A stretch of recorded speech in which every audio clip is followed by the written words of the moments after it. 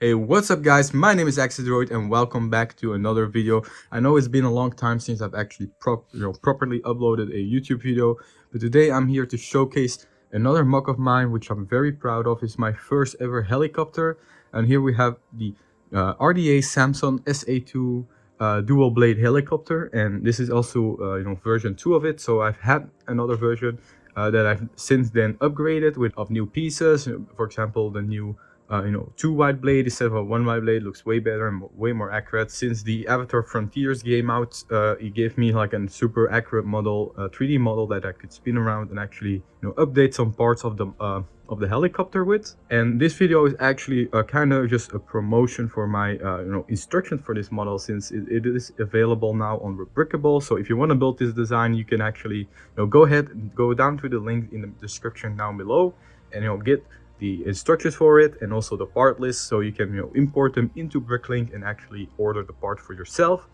So there is some newer parts in this as well. I will show you guys around the whole model in a second, but I just want to give you a general spin around and just look at all of the the angles of this mock. So I will show you guys the interior as well, but first of all I want to just show you guys the outside.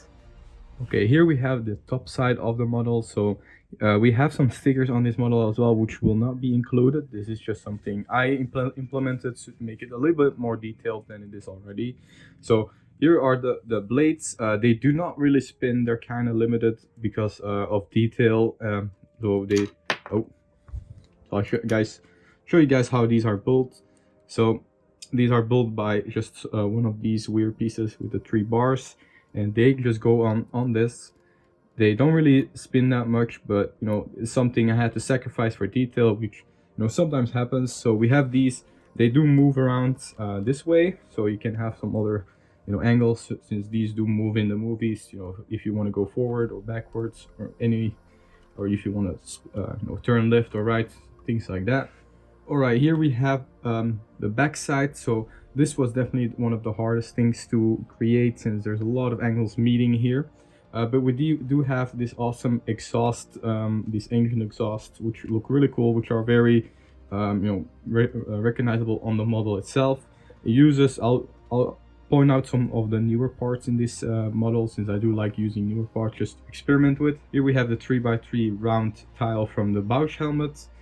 We have these angled wedge bricks from a Speed Champion set, and then we also have these new also slopes from the Ornithopter, I think, the Dune Ornithopter. On the tail we have these tail wings, I think they're called. I really like the V shape of it, really futuristic. I think you can see this on some modern military as well. I think this is another exhaust for an engine. And then we have some red lights, just to have that little bit of color accent on the model, to not just be fully gray. Here we have the engine intakes, which I also implemented stickers on, which I'll show you here. So I did, if you want to do this yourself, you're totally free to. You can just cut out triangles from an old sticker sheet and use it like this to make it a little bit more round.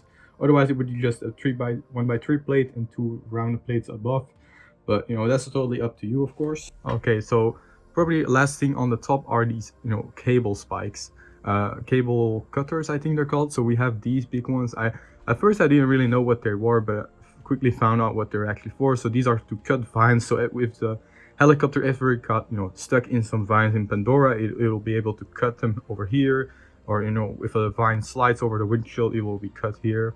And there's also one on the bottom, I'll show you later.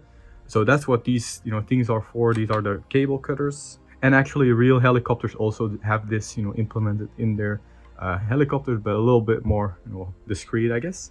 Okay, now I want to talk about the nose of the helicopter, which took a lot of time to get the shaping right, but I'm super happy with it.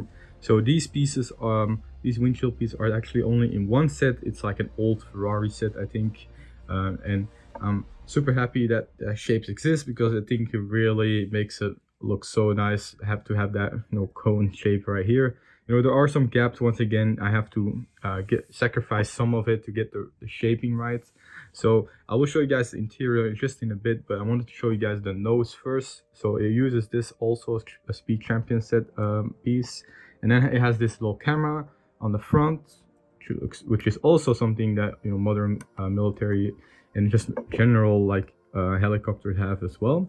Here we have the front shaping and the bottom over here. So this is actually the only sticker that's actually from an actual set, from the actual Samson set that you can buy. So if you have that set, you can peel the sticker off and put it on here. Here we have the rocket launcher.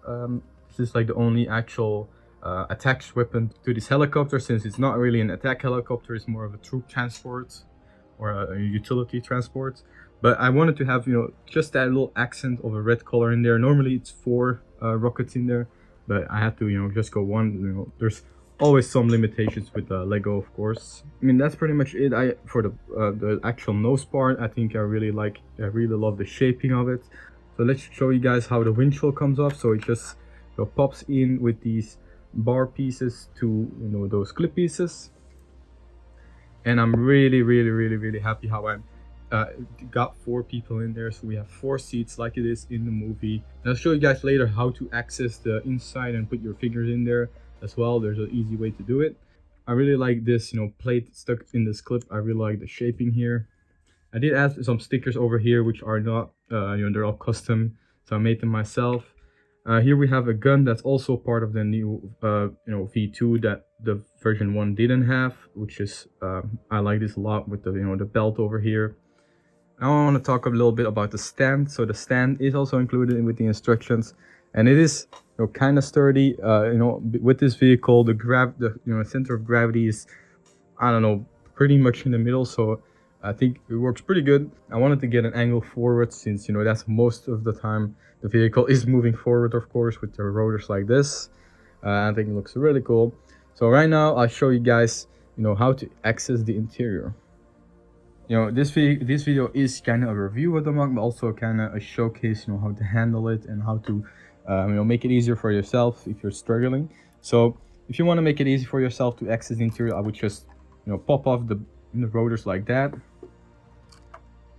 just like that, and then we have a figure on the gun already, but I'll show you guys how to just easily access the inside. So this panel is attached by snot bricks, so all you have to do is just get your finger behind, then push it off this side, and that way it just comes off really nice.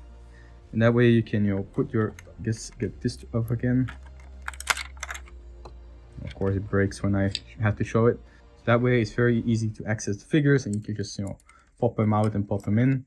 I really love the inside. That was something very important for me, to be able to actually have an accurate inside. I'll show you guys a little bit closer how it looks. I guess I can pop off the other side as well. And that way you have an accurate inside as well. We got the fire extinguisher, just had to get that as a little Lego City Easter egg. So lots of spaces for figures to fit in. And here was the bottom cable cutter I was talking about. It does also have a technique, whatever this is called, and it's very sturdy. You can even drop it if you want it. But I want to show you guys the interior again, but without figures, just to get for you guys to get an actual good look at it. So I really like the seatings. They go to back and front. We have ones in the back too.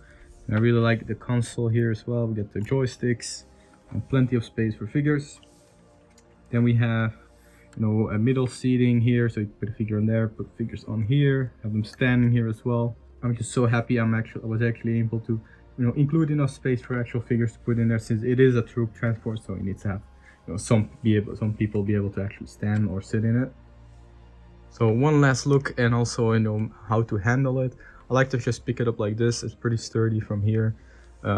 So super happy with this model. So I'm really interested to see in the comments what you guys think of the model, and actually see a detailed video of it instead of just some pictures.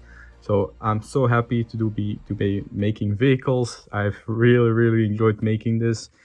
As always, I've self-doubted myself with this one while making it, but I'm very happy with the end products. So I guess I can show you guys the bottom as well as I break things. So I had to wanted to slope some things, slope it off all here, hide some gaps. I'm getting better and better at this. I use some brackets here just to hide some gaps. I'm not really sure what this is. Maybe a fuel tank, who knows. Definitely put some comments down below to help out the video. Would really appreciate that. Also, leave a like on the video as well. Definitely more videos coming, but right now I'm kind of focusing on smaller mocks. I know a lot of people asked about the Helm's Deep. The thing is, I'm actually going to be moving pretty soon, and I'll have my own Lego room where I'll have a lot more space, all my bricks sorted at one place, and that will be way easier to start on Helm's Deep again.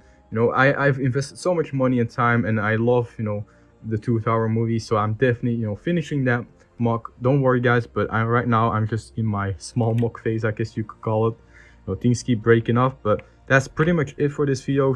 Hope you guys enjoyed, and thank you for watching, and I'll see you guys in my next video.